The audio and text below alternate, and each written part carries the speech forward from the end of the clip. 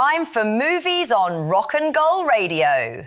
It's Meet Me in the Foyer with Linda, Marc and Jawa.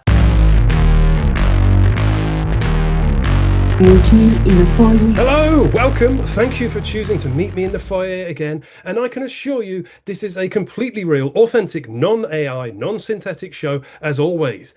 We might be joining you thanks to the magic of the internet, but we are, in a very literal sense, real people, and we shall be keeping it real as we bring you a family-themed episode this week. And joining us as we are electronically beamed into your brains is my binary-coded colleague, my companion in criticism, joining us as we journey down the electronic information superhighway. It is, of course, Linda Marc. How are you doing, Linda? Hello, I'm good, thank you. How are you? Did you have a good week? I did, yes. I've literally just started my summer holidays. So nice. yes, it was basically the whole week was just a countdown to today. So yeah. Yeah, nice. You deserve it. I mean, I genuinely like after going on my 10-day break, I feel like I came back tired, but I feel like I came back invigorated, like I feel like I came back sort of wanting to do more things and newer things. So it's always worth it. It's always worth absolutely taking some time off. Right, yeah, so we're here to discuss movies, not holidays. So what movies will you be discussing with us this week, Linda?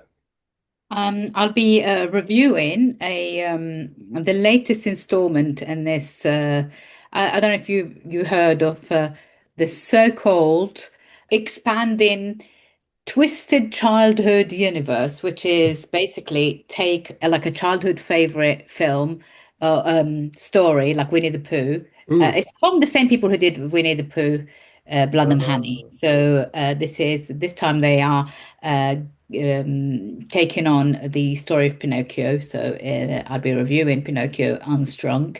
If you know anything about that particular franchise, you know exactly where you stand here. So I will, I'll be reviewing that first. Secondly, I'd be reviewing a movie, a really wonderful little sort of drama, a coming-of-age drama called Ish, British drama about this kind of friendship between two 12-year-olds in Luton, and about their struggle against the police and stop and search and all of that stuff. I will also be reviewing Sincerity, which is a really odd little documentary. I will say more about it later. I think this is the one that I probably like the most out of the three. But yeah, let's see. Wonderful. And before you begin your data download, don't forget I'll be bringing you my recommendation in the form of a classic movie. And of course, we've got the movie news and, as always, the box office top 10. So let's begin at the box office. Meet Me in the Foyer. It's box office top 10 time. So as it stands, as we record, at number 10, it's Jackass, Best and Last. It's been out for a month. It's made 2.2 million. And, it's not a terrible way to say farewell to the Jackass team, I suppose. Mm-hmm. Yeah. I haven't seen it, so no? Sorry.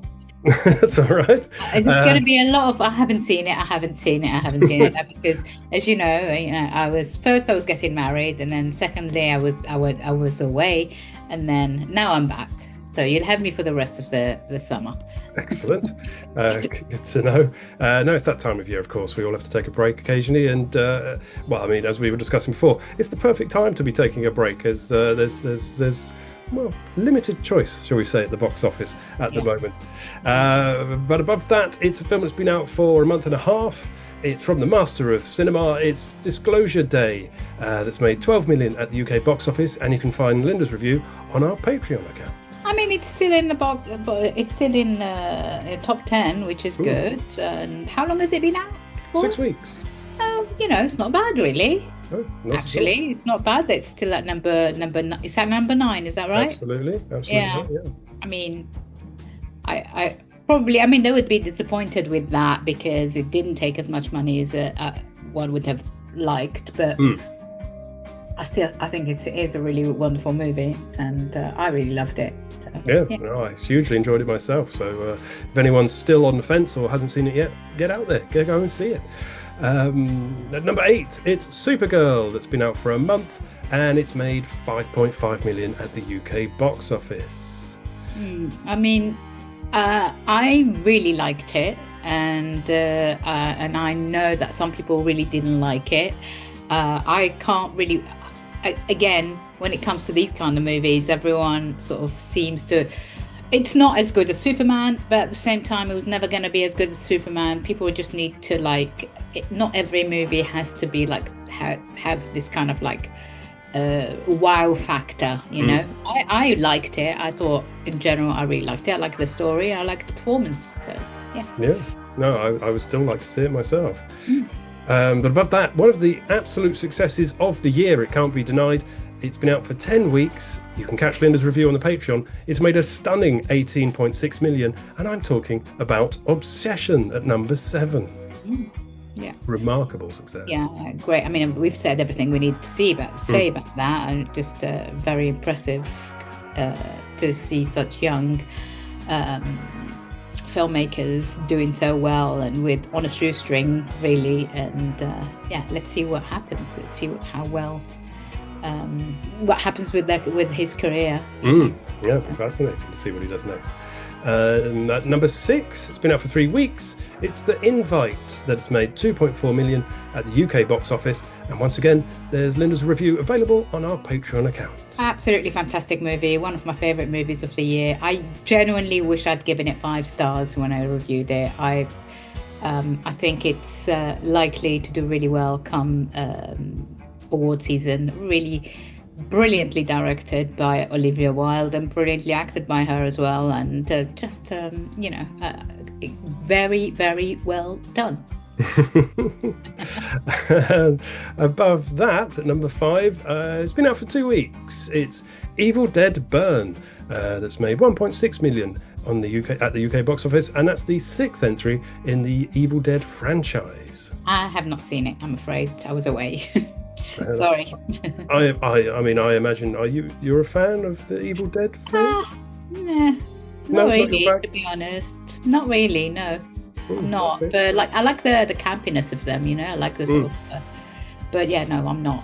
Like I couldn't say that I've watched that many movies in the franchise, but no.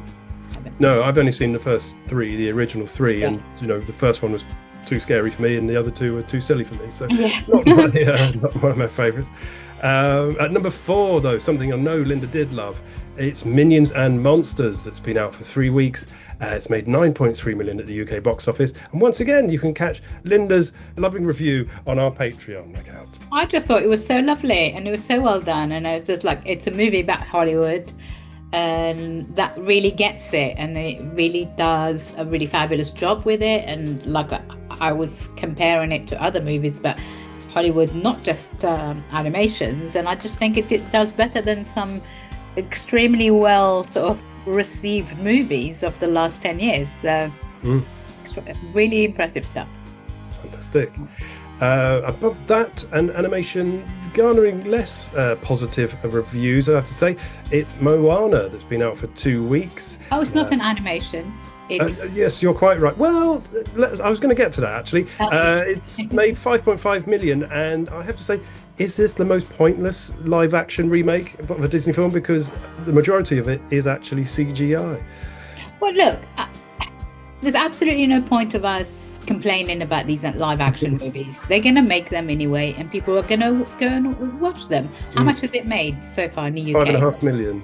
That's what I'm saying. This is why they make them. People go see them. It's, at the end of the day, the movie industry, the film industry is an industry. If something brings you money, you carry on making it. And we could, have issues with it. But at the end of the day, if people didn't watch these movies, they wouldn't make them. And that's that. True. Well, on that note, expect Moana 2 to be a live-action remade in the next couple of years. Yeah. Above that, an undisputed, brilliant animation film, or from a brilliant franchise, I should say, that's made an absolute ton of money. It's Toy Story 5. It's been out for 5 weeks. It's made 45.3 million in that time alone. In the UK, In the UK, and yes, indeed. And Linda's review is available on the Patreon. I have absolutely no idea how well it's done. So I've just been looking. Hang on, I'm just going to have a quick look. Toy Story 5. And it's made... Oh my God, 1 billion almost. It's made 1 billion. You know, I genuinely like... some people weren't as impressed with it as the rest of the franchise. I think those people are wrong. So, you know, people will go and see Toy Story movie regardless. And there is actually nothing wrong with this movie. Like, really nothing wrong with this movie. All of that kind of, I found it very moving. I had a cry. I thought all the sort of like the morality lessons. It's not morality actually. It's the kind of the themes you get from it are all very honourable and very kind, and it doesn't really throw. It's a movie about AI that doesn't throw away the baby with the bathwater. It's very kind to science, and it's very kind to technology, with a caveat, obviously. I just thought it was so well done. I mean, it could have easily been terrible, but it's not. It's really good. Brilliant. Again, another one I must catch soon. And all of this means that on its first week on release, at number 1, it's Christopher Nolan's The Odyssey, which was made 12.5 million in that week in the UK alone. And if you want to hear us talk about it, well, there's a special show for you on our Patreon account. So head there now.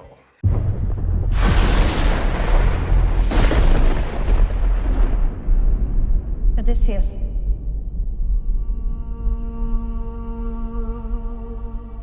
Don't you remember?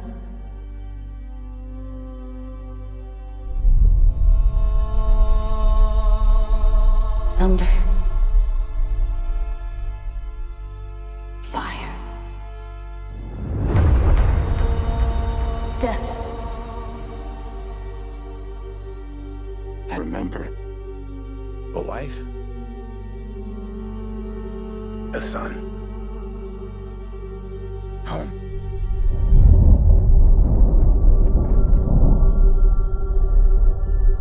Ithaca's a kingdom waiting for a king. My dad is coming home. They're pining for a daddy you didn't even know. Like some sniveling bastard. Ithaca's king is coming back. Bringing vengeance.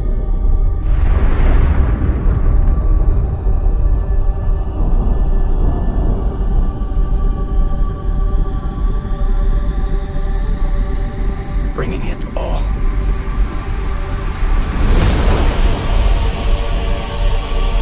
I could take the throne. They're not giving up power to you or Odysseus. Do you think life goes back to the way it was? That world is gone. If he returned, he'd have to kill him, like you will. You gods don't speak in ways we understand.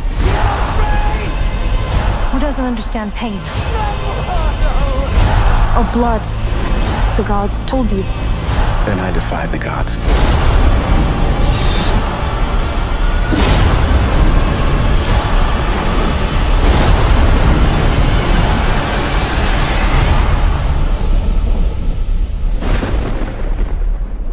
Good. I mean, what can I say? Possibly best movie of the year. I was away when it came out, and I was having the worst FOMO because I had to arrange for someone to cover for me while I was away for my written review, and just seeing somebody else review it instead of me just was very it was a little bit heartbreaking because it's Yeah. the movie I've been looking forward to the most all year. But at the same time, I came back and it was the first movie I saw the day after I came back on my holiday. So, I just thought it was just incredible. I didn't see, as I said in our review, I did not see it on IMAX because it all sold out. And I did see it on 70mm. I didn't feel like I missed out on anything by not seeing it on IMAX, but I am going to go see it now on IMAX. Really incredible. I think I've said everything I need to say about it. So if you want to know what I thought of it, go and listen to my review on the Patreon or on the YouTube channel. Absolutely. Wonderful. And so, yes, and that is the box office top 10 for this week. Meet me in the foyer. So it's review time, and it's been a while since we had a horror on the show. Now, I'm not keen, but Linda plays me like a puppet on a string and has promised if she can review another scary movie, I might become a real boy. So hopefully, without making an ass of myself, and I promise I'm not scared. Is my nose growing? Here is Linda with a review of Rhys Frake Waterfield's take of children's traumatic tale, Pinocchio Unstrung. It's always hard losing someone you love. I'm sorry I had to experience all that so young. I wish Zach was still here. It doesn't feel the same anymore.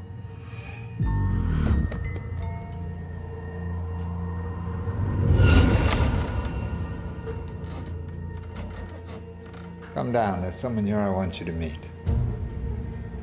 I just thought you could use a friend. This could be good for the both of you. It's alive.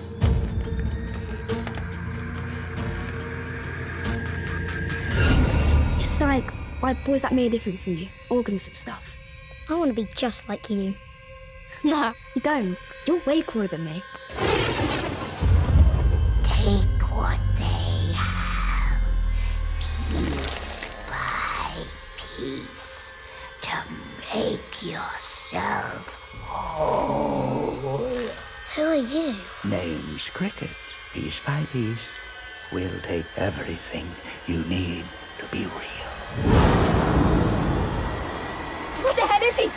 Pinocchio!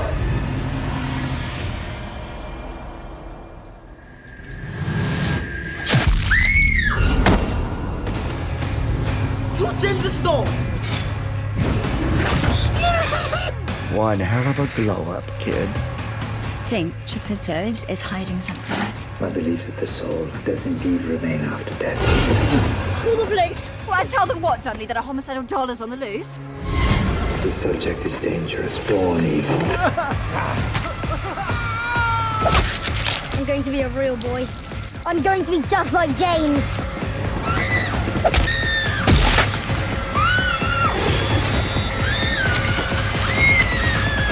Pinocchio!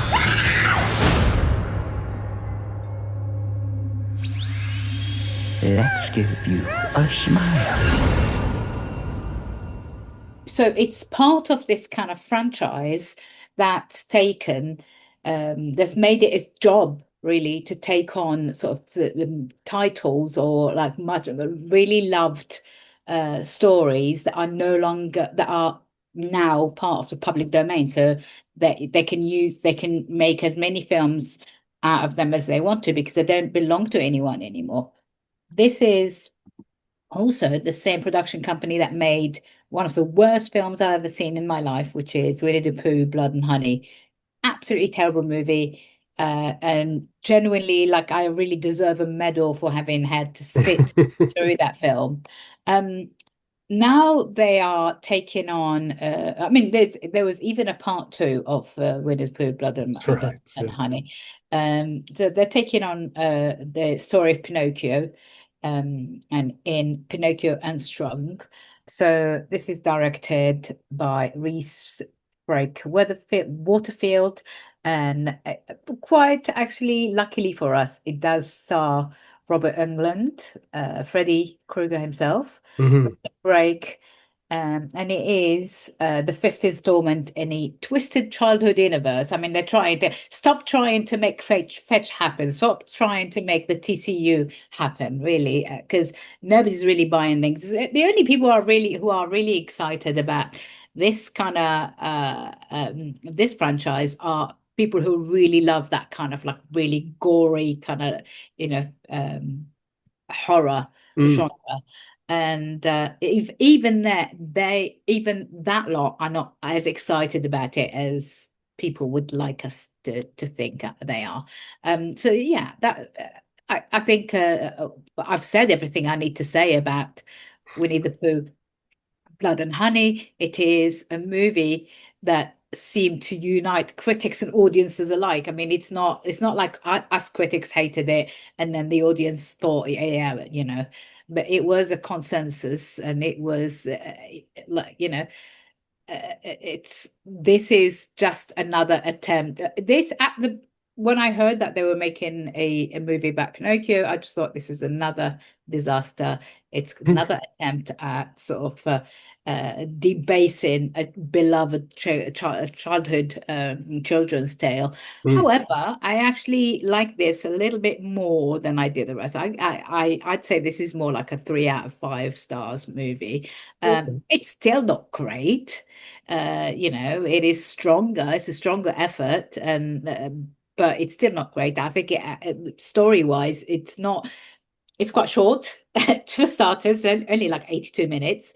But what's good about it is that it does have a storyline. It does have the beginning, a middle, and end.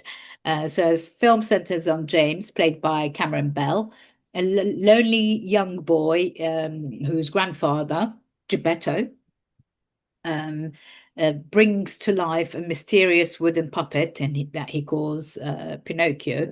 Pinocchio is voiced by Jude Lloyd, and the two become like brothers almost. They're not just like friends. There is a brotherly love between them, and they quickly sort of but that union just quickly spirals into something far darker than you'd expect. So Pinocchio becomes convinced that the only way to rid the world of evil and become a real boy is through increasingly gruesome acts of violence towards anyone who he deems a bad person or a villain. There's a really good performance by Richard Brake as Geppetto. There is also a really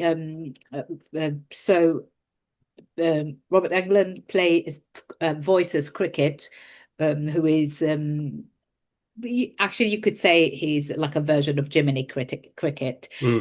The famous, the infamous sort of legendary character in these tales. So yeah, I just thought, if you are familiar with this kind of twisted childhood universe, you know exactly what you get in. It's gore, it's deaths by the numbers, it's really gory deaths, people being drowned and attacked, and if you like that kind of stuff, then you'll be well served. There is actually there is quite a fair bit of animatronic puppetry, which is good. This is the thing that I thought was really good about it. It doesn't rely solely on CGI. I think it's very little CGI. It's really well done. I thought the performances were really good. The dialogue is a bit, wince-inducing. However, it does what's on the tin, exactly what's on the tin, and it delivers gore, deaths, and silliness a go. If you like that kind of thing, go see it. If it sounds like the absolute worst thing you could possibly do, don't bother. That's all I've got to say. I didn't mind it. When you expect Winnie the Pooh, Blood and Honey to Mark 2, you are really relieved to actually find a movie that's got a beginning, middle, and end, and a proper screenplay and a proper storyline, a proper narrative. Even if all of those things put together are still not terribly great. It's still better than the first one. Fair enough. Well, yeah, I think I will leave it, to be honest. Yeah. Yeah, no, yeah, I would. I mean, is it worse than the Robert Zemeckis Pinocchio from 2022, which That was really bad, but mm, I'd say it's on par. mm, Yeah, I think it's on par with it, I'd yeah, say. has to be one of the most adapted stories of Yeah. all time, Pinocchio, and there were a Yeah, lot of bad versions. never found it really that an interesting storyline, to be honest. I mean, there are so many other like tales that I would have made rather than that, like, Hansel and Gretel, all those things. Yeah. I think they are in a public domain now as well, aren't they? Mm, Or the grim fairy tales, yes. surely. I don't really understand what people consider like Winnie the Pooh. I know there is a Winnie the Pooh society, because I know someone, Mark Lawson, the famous critic and writer, and who is also someone I know quite well, who is a member of the Critic Circle, who is actually the head of the chair for Friends of Winnie the Pooh. Wow. I actually I tried to get his opinion on Winnie the Pooh, Blood and Honey, and he said that he was horrified, absolutely horrified. But then I kind of like the fact that people are horrified by it. You Yeah. know, Yeah. Well, it's people who doing its are all job. very prim and proper, very horrified by this kind of childhood uh, favorite being debased in this way. But if you're going to do something like that, at least like give us a good screenplay. Yeah. Uh, Yeah. Absolutely. yeah, Absolutely. if there's no screenplay, no narrative, no dialogue, then don't bother doing it. I mean, I have to say, I did quite like Pinocchio. I particularly like the story segment when they end up inside the whale. Yeah. But yeah, it's always been, I think the Disney version is by far the best Oh version. yeah. But it doesn't feel appropriate for children really. So it's an oddity. It's a really Yeah, real oddity. yeah. I always thought those kind of the grim fairy tales are really cruel, and like Yeah. absolutely some of those storylines are absolutely horrific, and then and also like and loads of these old kind of European tales like are so horrific, and they're like Mm. I don't know if you know, or my God, what was it called? But the oh my God, what was it called? Tom Thumb. No, not Tom Thumb, Suck Thumb, something like that. Hang on. Mm. Um, But yeah, their ambition was to sort of parent children through fear. So yeah, yeah, it was all do this or something terrible will happen, children. And yeah, times have yeah. changed quite a lot.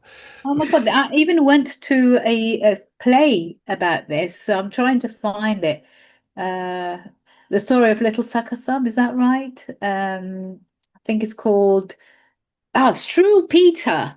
Straw Peter or Straw Oh, Peter. the Straw Peter. name rings a bell. You probably know Straw Peter, Yeah. where he's basically because he was sucking his thumb, and that he was threatened by having his thumb cut off. And I went to see the theatre play, and it's so brilliantly done. Uh, Okay. so those kind of things, I think, would be really good to adapt for cinema for this particular franchise, because it's horrific. I mean, the most interesting thing about this one is I just noticed on the cast list that there's a character called Michael Darling, and it is the character from Peter Pan, which is Oh, a real oddity. And there's no explanation as to why he turns up as a character from Peter Pan in this, but no, it is ridiculous. I yeah, know. intriguing. Yes. Well, Yeah. well, Yeah. that's Thank you for reminding me of Straw Peter. I hadn't thought of Straw Peter for, I'd say, at least 20 years. it reminds me of my favorite one, which was I don't know if it was a grim fairy tale, but my favorite was always Rumpelstiltskin. That was always Oh, my yeah, yeah, favorite. yeah. Me too. Yeah. Absolute classic, that one. Yeah. Maybe I'll adapt that one day.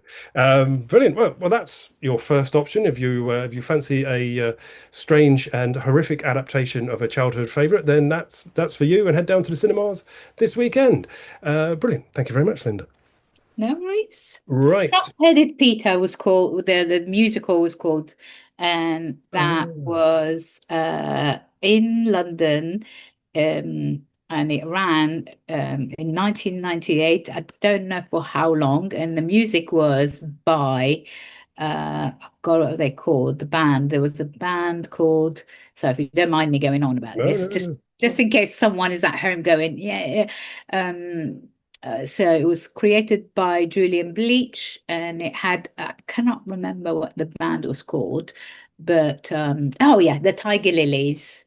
Yeah, the Tiger Lilies, who went on to do a lot of stuff at Edinburgh Fringe. Really, really, really good. If they ever sort of redo it, I would jump on that. It was a very long time ago that I went to watch it, showing my age now. Yeah, a really fantastic musical. Excellent. I remember the Tiger Lilies, absolutely. Meet me in the foyer. Right, so let's move on to the movie news now, and I've got quite a bit, so we'll rattle on through this. So first off, Michael has moonwalked past 1 billion at the global box office, which makes biopic history. Yes, it's past 1 billion. It's the most successful biopic of all time, surpassing previous musical biopic #1 Bohemian Rhapsody and the #1 film about a real person, Oppenheimer. So this summer, as we said earlier, looks to be the biggest at the box office since 2019, only the second to bring in 4 billion since the pandemic. Although it's a bit of a mixed bag, with Moana slightly struggling against expectations, Supergirl taking a bit of a super fail, and Minions and Monsters even looking to be the least successful of the franchise, although it is making decent money. So with the Odyssey and just out, and Spider-Man coming soon, they'll be looking to prop up and, in fact, push on this record for the most successful summer in movie box offices. Yeah, it's all well and good it being the most successful summer for the box office. I wish it was spread out more. It's mostly like a handful of movies taking all the money, and it's kind of bad news for the smaller releases, because nobody wants to go against these big behemoths of cinema. And if you go to any town center, it's Odyssey, or from start to, from morning to midnight, because and if you were looking for something else to watch, I think you're gonna struggle there. Yeah, I mean, you're right, because I remember, back in the 90s, when I was sort of first venturing out to the cinemas, you would see sort of 3 or 4 big films out at the same time, and you were just sort of spoiled for choice, and now it's this or nothing. But we'll see how it goes. Complain. At least people get to see at least there's something. Yeah, exactly. What a time to be a horror fan, if you are one, with this current period being called a golden age of horror, with new titles released all the time, and they've made some of the most successful films this year. There have been classic film franchises getting series adaptations for the small screen in the form of a Prime Video called Carrie series from Mike Flanagan, and a Friday the 13th prequel series called Crystal Lake. Well, now one of the most iconic characters of 80s cinema, nay all cinema, Freddy Krueger himself, is returning to haunt your dreams, with A Nightmare on Elm Street getting a cinematic reboot after a 16-year absence. Paramount has secured the rights to the screenplay of the original 1984 movie that terrorized and traumatized 80s kids across the world, including myself.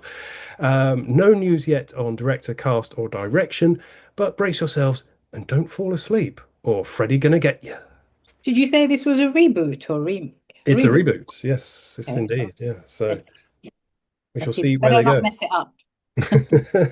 I know, I saw that first film far too young. I think I was about 10 when I saw it, and my God, I didn't sleep for weeks. Absolutely horrific. Absolutely horrified, terrified by that movie. So. And speaking of horror, it seems shock and surprise, a horror franchise title that implied it was the final installment has turned out to be a lie. As despite 2025's The Conjuring film being called Last Rites, there is still more to be conjured from the box of tricks, and fans can look forward to not only a prequel film, The Conjuring First Communion, directed by feature debutante Rodrigue Hart, but the franchise is another horror getting a series adaptation on HBO Max. No firm details on the series as of yet, but the film is due to possess audiences from September 10th, 2027. I thought it was quite good, the last one. I know some people will disagree with me, but I thought it looked good. Like, as film-wise, I thought it looked really good. Same old sort of stories, but like, I think at least those movies are really well directed and they're really well made. So. Never been a fan myself, but each to their own, absolutely. Whilst it's good news for horror fans, it's less great for those of us awaiting Matt Reeves' sequel to 2020's The Batman. The film had already been delayed multiple times to a new release date of October 27. It's now been delayed once more, pushing it back to February of 2028. Oh dear. Still, take heart, old chums, and don't lose faith. Test footage has been released and The Batman Part 2 is definitely in production. So drat, whilst hopes of seeing Pattinson redon the cowl in 2027 have been dashed, we now have at least one reason to stay alive for another couple of years. I mean, he's busy being very hammy in the new Odyssey. But yeah, he's a busy guy, and he's in... he's also in June this year, so of course. He's a busy guy. He seems to only work with Zendaya these days, doesn't he? Yeah. They had that film earlier this year. What was it called? The drama. That's it, wasn't it? The drama. The drama. Now the Odyssey, and then June. It's like there's a brand new sort of a young contingent in Hollywood, and they all are sort of like traveling and acting in the same movies, which is good. I like it. That like they are all era defining actors and actresses, and I like that. Speaking of the Odyssey, it's the first movie, of course, shot entirely on IMAX, has sailed to a gigantic 264 million worldwide opening weekend. To put that in context, I think way more than that, actually. Oh, we're past that now. Absolutely, that was just the first weekend. So let me have a look, because I looked earlier. Sorry, just one second. No worries. Whilst you do that, I'll just say, to put that in context, The Dark Knight Rises took 160 million in the US on its opening weekend, whilst the Odyssey in the US has taken 124. So it's slightly behind that, but worldwide, not adjusted for inflation, it stands head and shoulders above The Dark Knight and Oppenheimer, which took 198 million and 180 million respectively. Yeah, so it's 326 million so far globally. Right. Yeah, so, that's, what is it? How many days? Not even a week, is it? Not quite a week, yes. So, I mean, it's nearly made its budget back already, which with marketing was 375 million. So, another week and it'll be in pure profit. So, amazing numbers. Fabulous. Universal are set to release a Snoop Dogg biopic next summer, with Craig Brewer directing and Jonathan J.D. Davies set to star in the lead role. Another joint in the increasing hip-hop biopic genre after 8 Mile, Get Rich or Die Trying, Straight Outta Compton and Piece by Piece. I don't think it will get near the box office numbers of this year's summer's Michael, but it should do some decent bizzle and the box office. It should do some decent bizzle at the box office and make some nice cheddar for the D-O-double-G. You feel me? Right.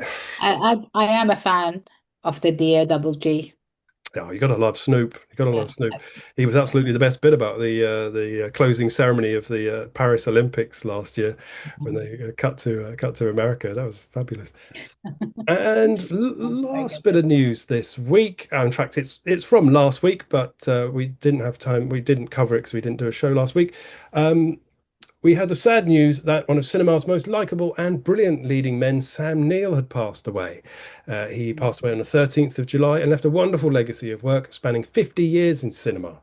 That's Sir Nigel John Dermot Neill, born in 1947, where he was a New Zealand actor and businessman known as a leading man in film and television, whose career in film and TV spanned, as I said, 5 decades. He was appointed an officer of the Order of the British Empire in 1991 and was in fact born in Northern Ireland to an English mother and a New Zealand father. They moved to Christchurch in 1954. He achieved his first recognition with an appearance in the film Sleeping Dogs in 1977. He followed that with leading roles in My Brilliant Career in 79, Omen 3, The Final Conflict in 81, Possession in 81, Evil Angels, also known as A Cry in the Dark in 88, Dead Calm in 1989, Death in Brunswick in 1990, Hunt for Red October in 1990 as well, The Piano in 1993, In the Mouth of Madness from 1994, Event Horizon from 97, The Dish from 2000, and Hunt for the Wild People in 2016. And of course, he came to international prominence as Dr. Alan Grant in Jurassic Park in 1993, a role he reprised in Jurassic Park 3 in 2001 and Jurassic World Dominion in 2022.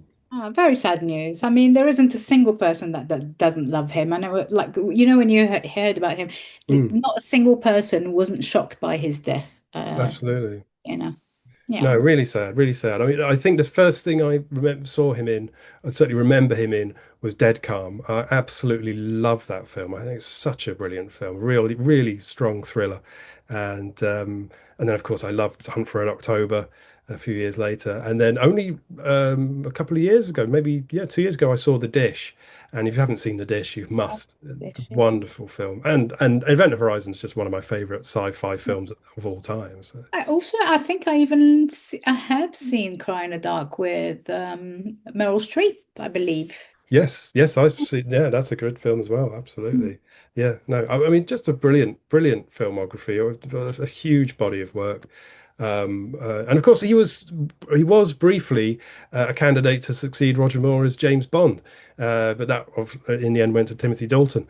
So I mean, yeah, an incredible career. I feel slightly sad that he's so tied to the Jurassic Park franchise because it's not a particular favourite of mine. But I love Jurassic Park. Yeah, I know you do, but you know, that's perfectly fine. And of course, he did appear in 2 Thor films as well. So yeah, all over the place you'll find Sam Neill, and it's always worth seeking him out. Absolutely brilliant actor.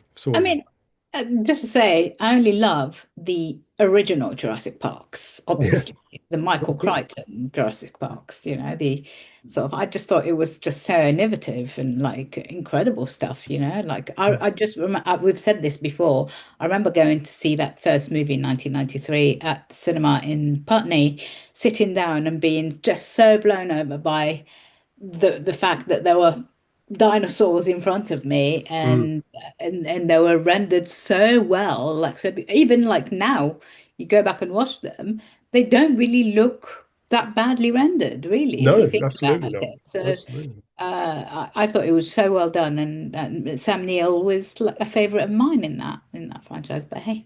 Yeah, a wonderful actor, and of course, and there are actually 2 Sam Neill films still to be released that he filmed before he passed away. So look forward to both of those. Right, so that's the movie news for this week, and let's move on to another review. Meet me in the foyer. Another tale of childhood now from a debut director, Imran Perretta, as 2 friends reaching the end of their childhood start to face the reality of a world full of racial profiling and police harassment. So we pass the platform to Linda with the question, is this film goodish, baddish, or just-ish?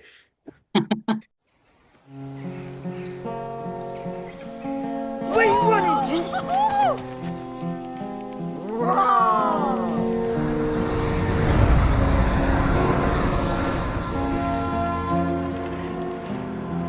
Of all days, you're working on her anniversary. How does that make sense? I'll say up to you later, all right?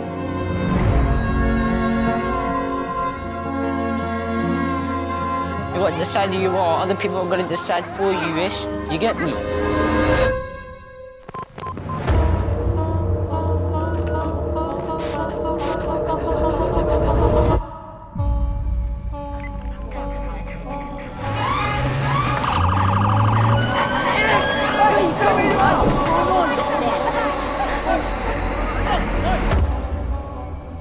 It's just run and left. Bro, left me for dead.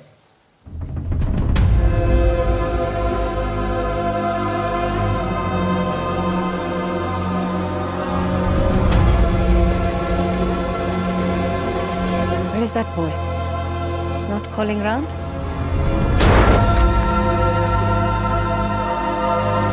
Ish, do you hear me? I don't want you anywhere near my rock.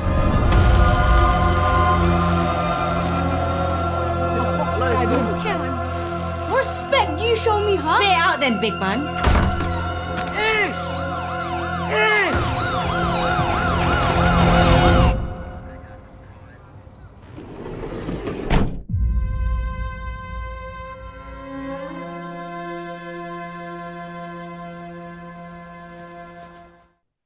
I really like this. I didn't know what I was expecting from it. This actually came out, it premiered at Venice last year, Venice Film Festival last year. It's a really tiny little movie, I believe produced by the BFI and the BBC, which are two sort of entities that really pay attention to what's going on, you know, sort of theme-wise, and when, you know, you are financing these movies, and it's directed by Imran Perretta, who is actually a visual artist, really quite successful visual artist, really well sort of regarded. Co-written, he co-wrote the film with Ender Walsh, and as I said, it premiered at the Critics Week at Venice in last August, and it won People's Choice Award. And at the same time, it felt, I don't know if you remember the movie Close from a couple of years ago, the Belgian movie Close, is another coming of age movie that, like, it really reminded me of that. It really reminded me of that kind of like closeness of two young boys who are sort of trying to navigate the world around them, and they are in really precarious situations, both of them. So the story follows Ish and his best friend Maram. Their close friends live in contemporary London. Actually, they live in Luton, not London, and they're largely insulated from the wider sort of world. They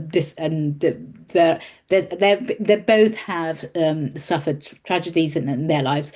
So Ish lives with his father and his older sister and their grandmother, and who they are all still mourning the death of his mother. We're not really told how his mum died, and it's that you can tell there's a lot of sort of grief in this family. There's you know, it's a family, it's an Asian family that doesn't really talk about death and what happens, and everything is bottled in. I mean, it's a really happy environment for the houses shouting. There's, you know, like, you know, it's a house that's full of life, and his friend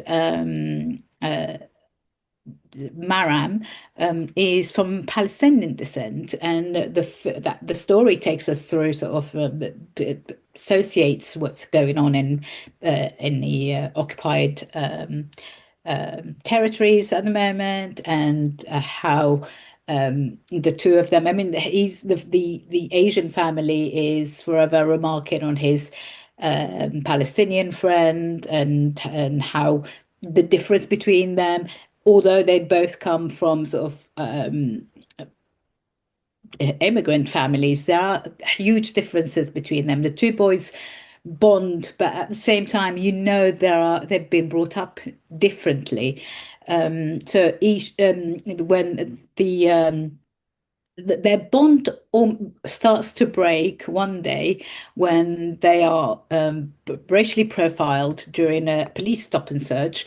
So Maram is grabbed by the police and chucked in this van and searched, while Ish manages to run away and hide. And Maram feels like he was let down by his best friend, but which I don't personally understand the reason before that. Slowly, Maram finds himself finding friends elsewhere, in sort of more like kids from the same, let's say from the same ethnic group as himself, more Arab boys who are slightly older, who become like his own group, and Ish finds himself alienated and no longer as close.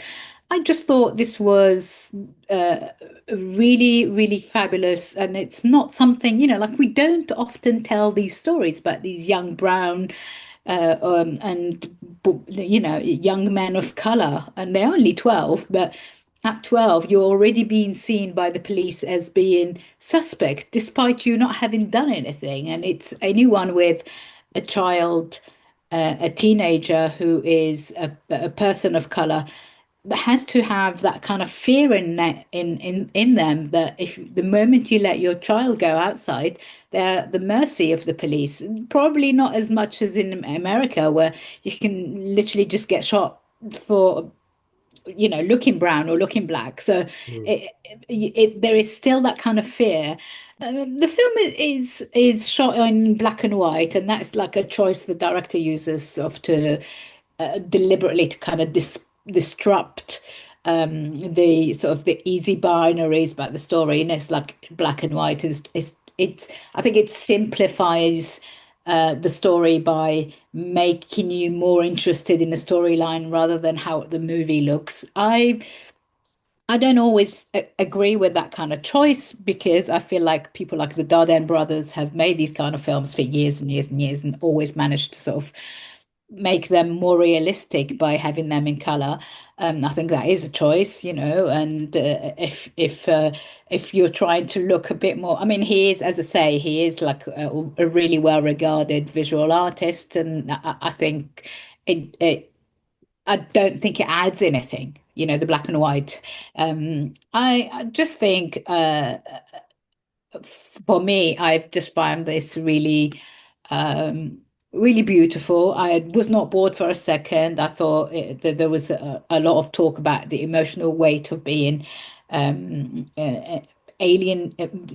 part of I don't want to say minority, because I actually have started saying more and more global majority, because I think global majority is more defining, is more real than saying someone is part of a minority. There might be a minority in the UK, but like someone issued from immigrant families, I think anyone who is issued from an immigrant family can really relate to that feeling of being not at home anywhere, even with your own people. Really well directed, really well acted by the two young actors, Farhan Hasnat, who plays Ish, and Yahya Kitana as Maram. Really, really fabulous. Really, really good. Don't quite understand why this did not make the cut and didn't feature in any end of the year nominations, specifically at the like BIFA or sort of BAFTA, really, because it is a British movie made by the BFI and by BBC. So yeah, I thought it was good. Excellent. It sounds almost like I mean, I know he doesn't have the sort of the copyright on the genre, but it sounds almost like a sort of Mike Leigh style film. His sort of realism, his dramatic realism sort of area. I think some people have compared it to Kes, and having that ish, as in Kes, you can see the similarities there. I just thought, as you say, Mike Leigh, I say any sort of what do you call it, bread and butter, but Dardenne brother movie like the every year at Cannes Film Festival there is a movie like that, and they're all really good movies, but and what I like about this is that there are always stories to tell, and it's never tiring to sort of be telling those kind of stories, and they're all very different, So, yes, no, it sounds like well worth finding if you can. Is that got a sort of slightly limited release? Well, it will be at BFI quite a lot. So if you want to catch it, you could catch it at the BFI. If you're outside of London, good luck finding it. It's I don't think it's going to be an easy one, especially because we've had the Odyssey, and then we're going to have Spider-Man next week. So. Yeah. Well, sounds worth seeking out anyway. Brilliant. Thank you very much, Linda. Meet me in the foyer. Time now for another of Jawa's classic movie moments. And this week, I'm taking a look at a film celebrating its 55th anniversary. Ooh. A film that is a fascinating mix of live action and animation. One of 3 films Disney made famously in this manner, a film that is perhaps considered lesser than its forerunner, that is adored by a particular film critic, but for me, I've always felt a stronger love for this film. Perhaps because the wealthy Edwardian life of the Poppins charges didn't speak to me the way this Second World War set story does. Anyway, this week I will be discussing Robert Stevenson's Bedknobs and Broomsticks. Ah, lovely. I like it. How does she do that? Because she's a witch. That's the sort of thing witches do. Sound the advance!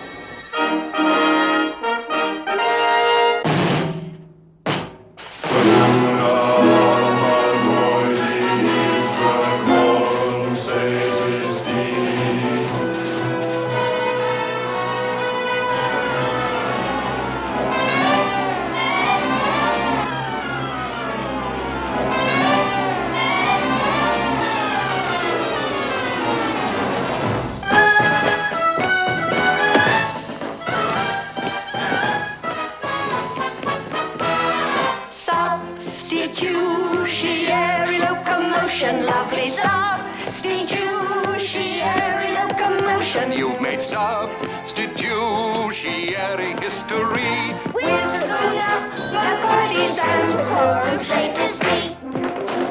Here she comes, in the most enchanting role of her career.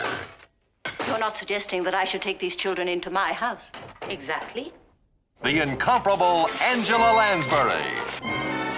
As Miss Eglantine Price, the apprentice witch, who's taking a correspondence course in witchcraft.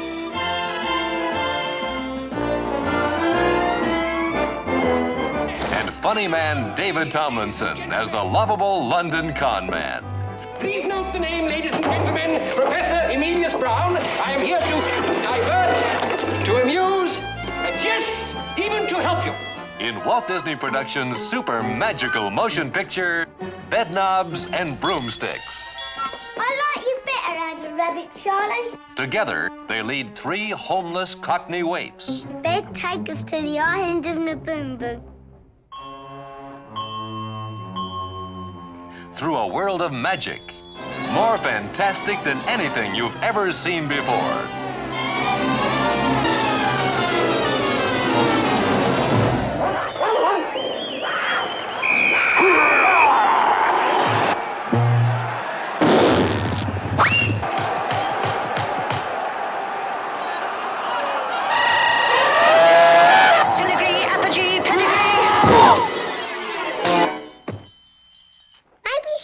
A wicked witch. Of course I'm not. See?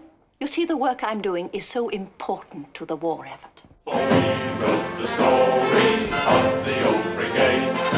We know the glory of yesterday's parades. Who standing firm in our own front yard, the soldiers of the old guard. Let's go! Portobello Road, street where the riches of ages are stowed. Anything and everything a chap can unload is sold off the barrow in Portobello Road. It's lovely bobbing along through the water where we get along swimmingly. Bobbing along, singing a song on the bottom of the beautiful briny, shimmery, shiny, beautiful briny sea.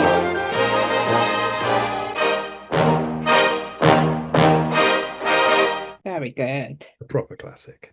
Right, so Bedknobs and Broomsticks is a 1971 American live-action animated musical comedy fantasy directed by Robert Stevenson from a screenplay by Bill Walsh and Don DeGrady, with songs written by the Sherman Brothers.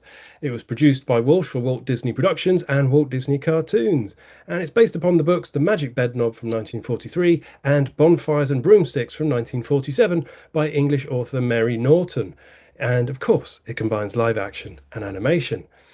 Now, during the early 60s, the film entered development when negotiation for the film rights to Mary Poppins was stalled, as is famously depicted in Saving Mr. Banks. But when they did acquire the rights, the film was then shelved because of its similarity to Mary Poppins, until it was revived in 1969. It was originally cut at 139 minutes, but was edited down to almost 2 hours before its premiere release. It was released on December 13th, 1971, to mixed reviews from critics, some of whom praised the live-action animation sequence. It received 5 Academy Award nominations, winning 1 for Best Special Visual Effects. It was the last film released before the death of Walt Disney's surviving brother, Roy O. Disney, who died 1 week after its release. It was also the last theatrical film Reginald Owen appeared in before his death the following year in November 5th, 1972, and it was also the last film work of screenwriter Don DeGrady before his retirement in 1970. In 1996, the film was restored with most of the deleted material reinserted back into it, and there's been a stage musical adaptation which had its world premiere at the Theatre Royal in Newcastle upon Tyne in August of 2021. So, Bedknobs and Broomsticks. It's 1940 in August. During the Blitz, 3 orphans named Charles, Carrie and Paul Rawlins are evacuated from London to Peppering Eye near Dorset, where they are placed in the reluctant care of Miss Eglantine Price, who is secretly a witch. She agrees to a temporary arrangement. The children attempt to run back to London, but they change their minds after observing Miss Price flying on a broomstick. Revealing that she is learning witchcraft through a correspondence school with hopes of using her magic spells in the British war effort against the German army, Miss Price offers the children a travelling spell on the Bedknob in exchange for their silence. Later, she receives a letter from the school announcing its imminent closure, thus preventing her from learning the final spell. Miss Price convinces the children to use the Bedknob to head to London and locate her teacher, Professor Emilius Brown. So that's the basic premise, and then the adventure begins from there. And Miss Eglantine Price is played by the brilliant Angela Lansbury. Mr. Emilius Brown, introduced as Professor Brown, is played by David Tomlinson, who of course would also star in Mary Poppins. Mr. Rowan Jelk, a local clergyman, is played by Roddy McDowell. A character called Bookman is played by Sam Jeff. Colonel Hellier is played by John Erickson. A hood called Swinburne is played by Bruce Forsyth. Yeah. Yes, it's a small role. And then the Rawlins children are played by Roy Snart is Paul, Ian Weghill is Charles, and Cindy O'Callaghan is Carrie. And you have, of course, some voices in the animated sequence from the sort of the stable of Disney voice actors. So as I say, it was based on Mary Norton's books, her children's books, which were published in the early to mid 40s.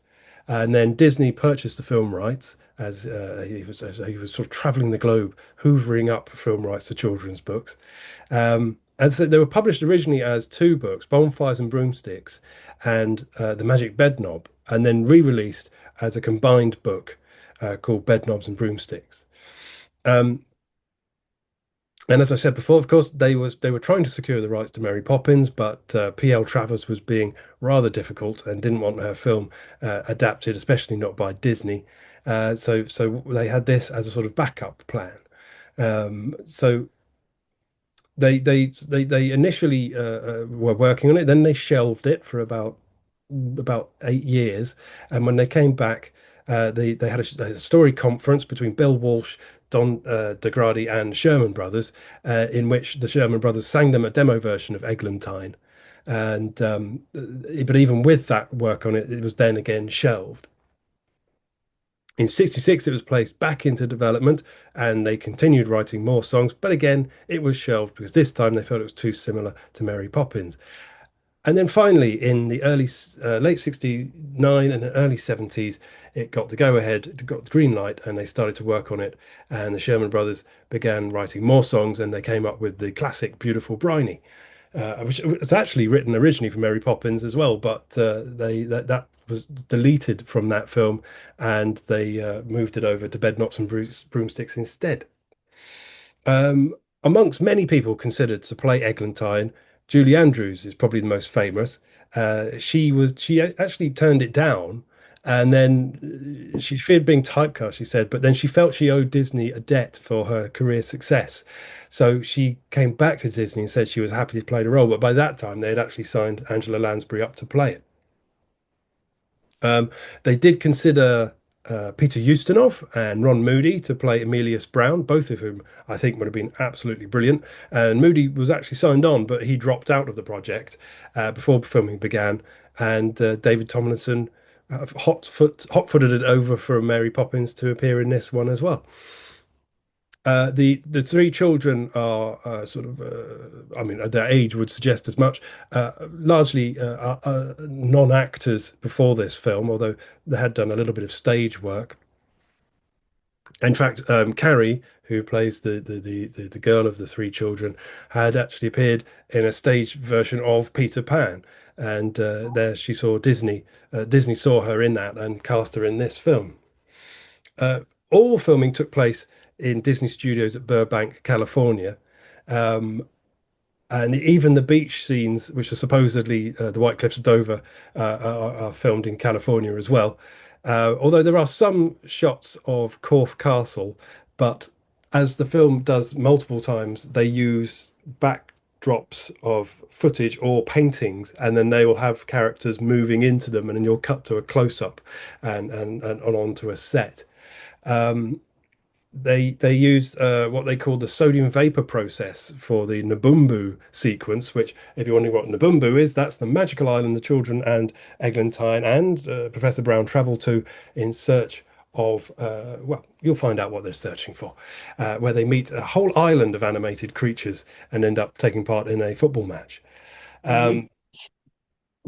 So as I said, it had a huge runtime initially. It had a runtime of 141 minutes, and they were asked to cut it down to 2 hours because most studios like a film to be 2 hours max, because then they can show it more times throughout the day.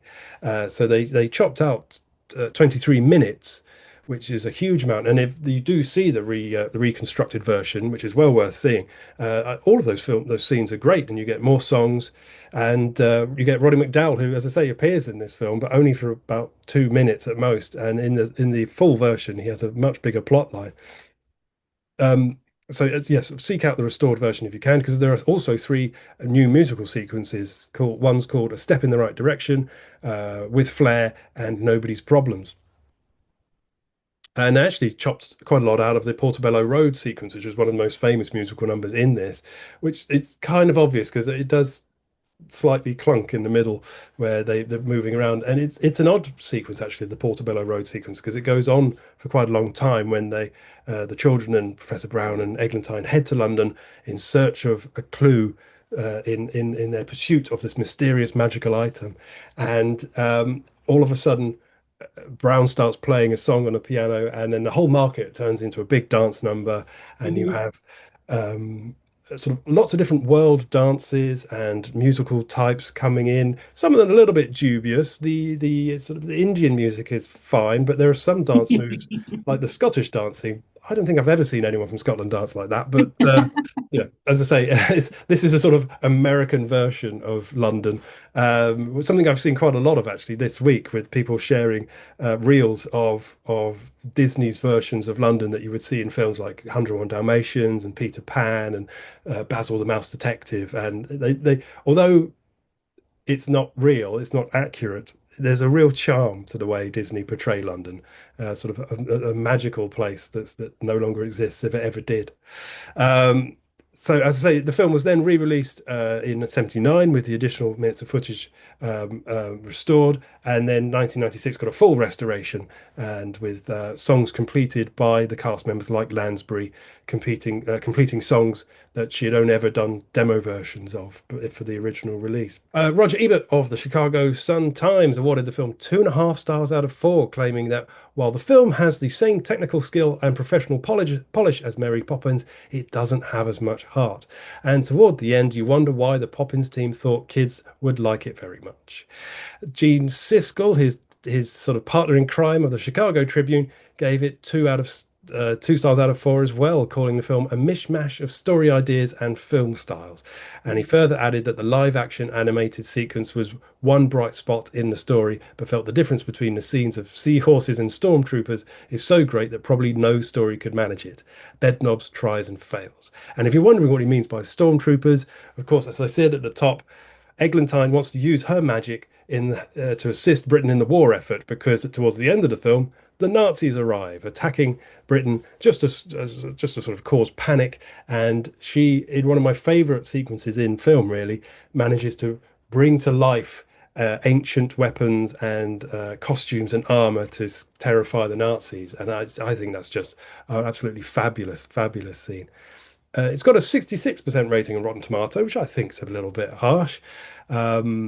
As it said, its score was composed by Erwin Kostal with the Sherman brothers, Robert B and Richard M. Don't want to get those the wrong way around. And it's their third collaboration with Kostal, the others being Mary Poppins and Chitty Chitty Bang Bang.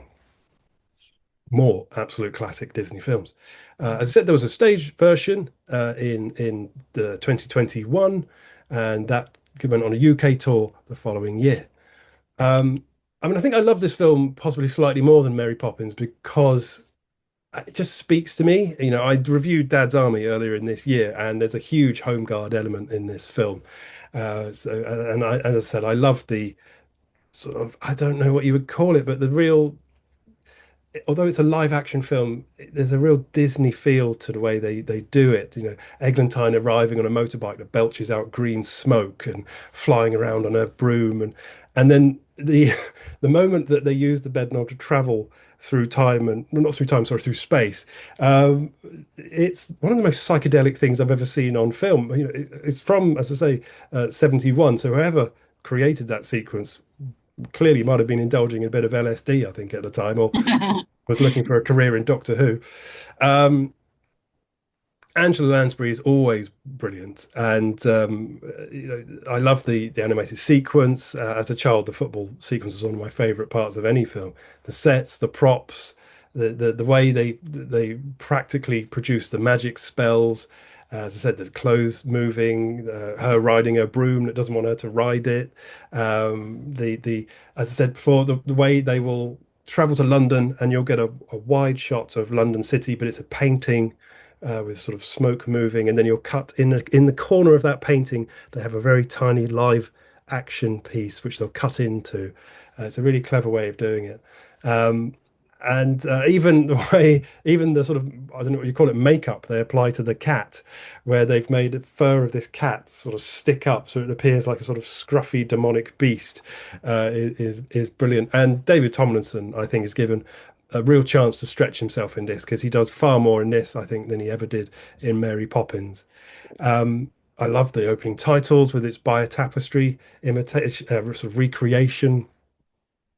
I love the village with its local characters, like the postmistress, although she suspiciously has a Welsh accent. So again, it's a slightly American take on what Britain's like. And the sort of the old man who's painting out the street signs, so to confuse the Nazis, but it also confuses the British Army as well. It's slightly odd that there's no songs for the first half an hour, unless you count the Home Guard singing at the beginning. So it's a bit of a surprise when half an hour in, all of a sudden they burst into song. Yes, some of the songs are leftovers from Mary Poppins. They're not quite as strong as the Poppins soundtrack, but it's still great. You know, the beautiful briny, it will stick in your mind for absolutely days afterwards. As is Disney's way, they do reuse some characters in the animated sequence. For example, the bear has a striking similarity to Baloo from the Jungle Book, and also the bear from Robin Hood. There's a slight oddity in that the three evacuee children's backstory is never explained, and you get the impression from the children that their parents are dead because they call themselves orphans, but the adults call them evacuees. But as I say, there's no elaboration on that at all, which is a little bit strange. The film is a little bit too long. Each scene is slightly overextended, and it feels, as I say, like a combination. It's sort of a cross between Mary Poppins, Dad's Army, and Rent-A-Ghost, if you remember that show from the 80s.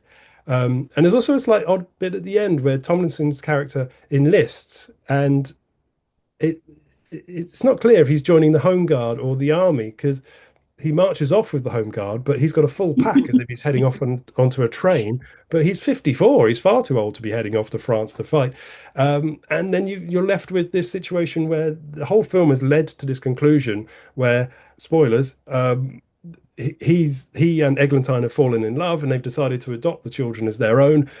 And then he immediately leaves to go and fight in the war. So the children are left without the father again. So a slightly odd end. But if you haven't seen Bedknobs and Broomsticks, perform a summoning spell and conjure yourself up a coffee and enjoy some real Disney magic. Oh, and P.S. my nephews and I used to laugh like fools to tears, and in that they decided to put the magic in a bed knob, meaning that Paul has to deliver lines such as "Get your hands off my knob" and "Pinch my knob," and other classic childish lines that make infantile people like me roar with laughter. That's what I remember. I do love that movie, I have to say, but I've not seen it in a very, very long time. So yeah, I haven't seen it in a while. I must say, I'm more of a fan of Mary Poppins, mostly because I really love that story. Really love the story, and I just, yeah, it's a really easy story to like, and I love the music from it. Actually, yes, I do love Poppins. I think it is the better film, but I've always had a soft spot for Bedknobs and Broomsticks. Like with childhood movies, you tend to like them for different reasons. And I think, some movies stick with you not because they're the best, but because of the memories they bring up in you. And I totally understand that. It's like I love the movie Pollyanna, but nobody else really tends to sort of love it. I don't know if it's like I absolutely love Pollyanna.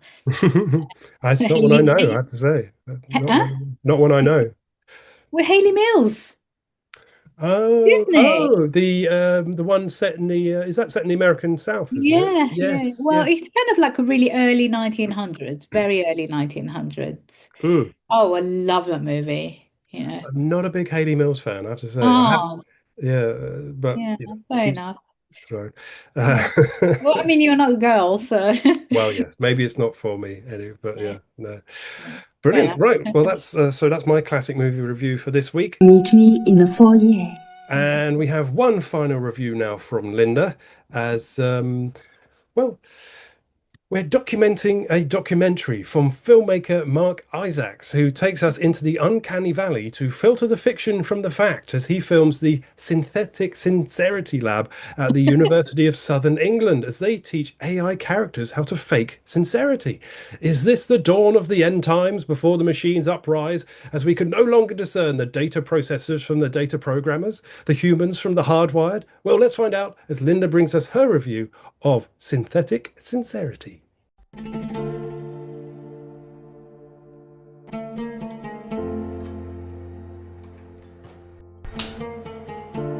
Can you do happiness?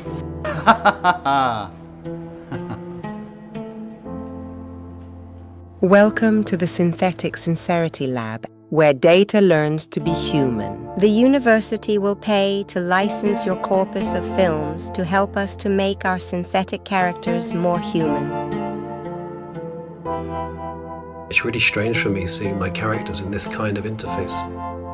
It's good that you're working with aspirational characters like this guy. She's been in a situation that she's not, not comfortable with. We want you to find us a new data subject to take our study of character and the face to a deeper level. I assume you can't talk about the politics of why you left. I wonder if I can get an AI character to reveal their inner world like that.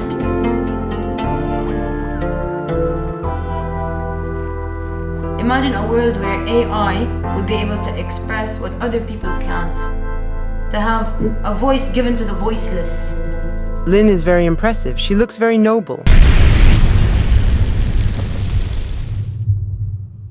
I mean, I don't know where you got that information, but if you believe a word in that, then you're going to be extremely disappointed, because that's not who Marc Isaacs is. He's a documentarian that isn't really a documentarian.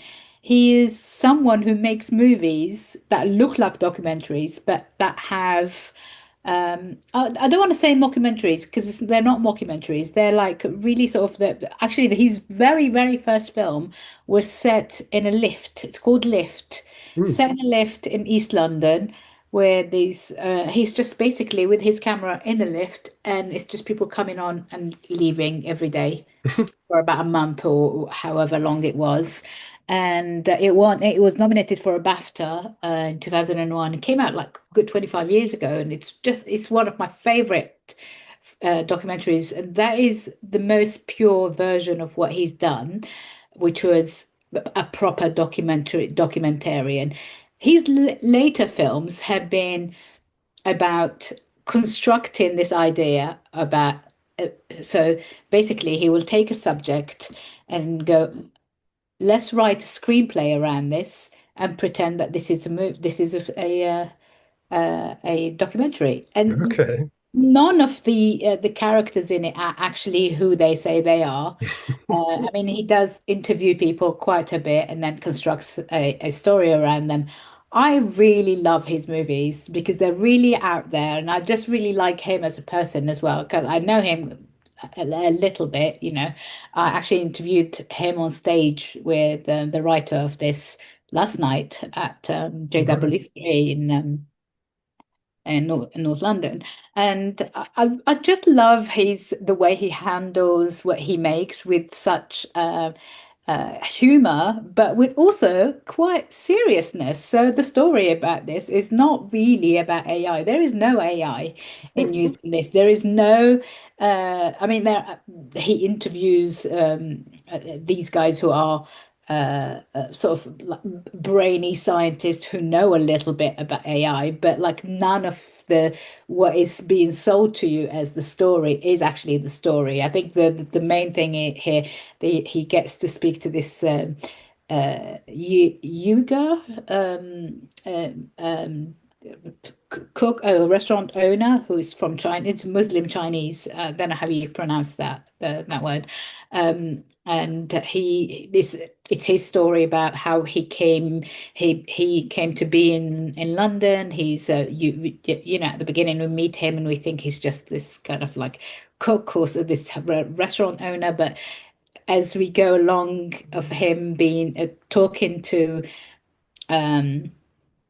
Marc, the director, and to the other characters in the movie, you get to know more about him, that he was himself a scientist in his own home in China, but he's a dissident who can no longer live in his home. There's this young woman who's supposed to be working on this AI program. She isn't. She's actually one of Marc's students. She's a filmmaker and who's from Beirut, from Lebanon. And there's really some really good stories around her family in Lebanon and the war. And it's really, really, really interesting, and the way it kind of like really sucker punches you because I know exactly his way of making movies. The last movie I saw for him was called The Filmmaker's House, in which he made a film in his house, basically, and it's all like surrounding neighbors, but it's not really. He gave them all roles to study. Every single word said in that movie is actually written by the writer who's called Adam Gans, who is a really good screenwriter. He's also like a screenwriting teacher at University of, I can't remember, somewhere in Midlands, I think.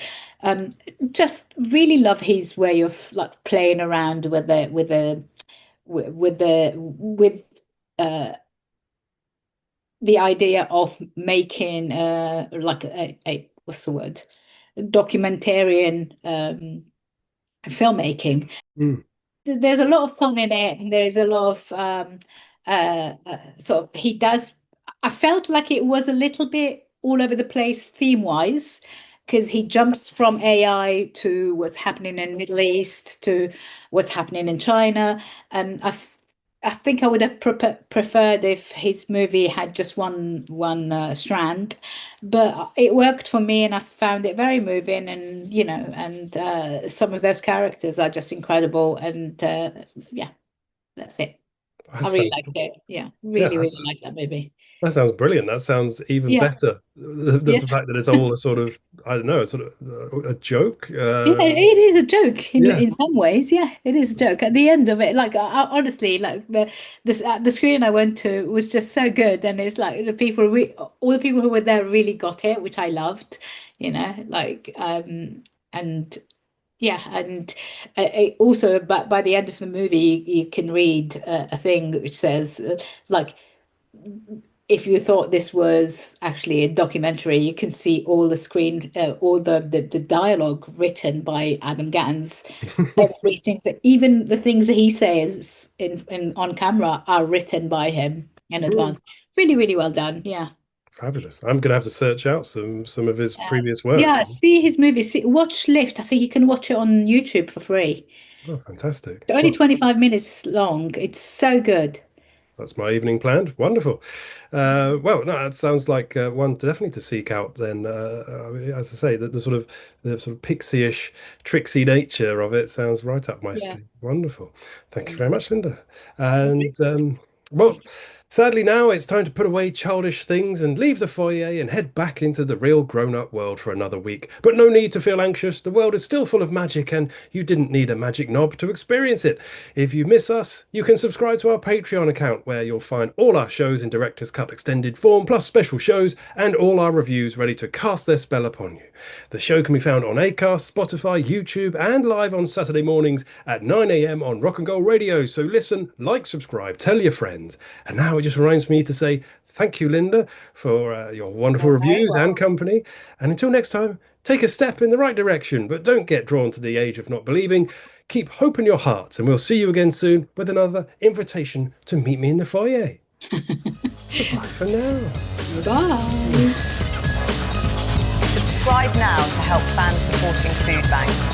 Go to patreon.com/Rock and Roll Radio and look for your favourite club subscription pages and sign up with your favourite presenter. Rock and Roll Radio. No adverts, no VAR, no limits. Meet me in the foyer. You're going to have to do something like this. I'm more of a fan of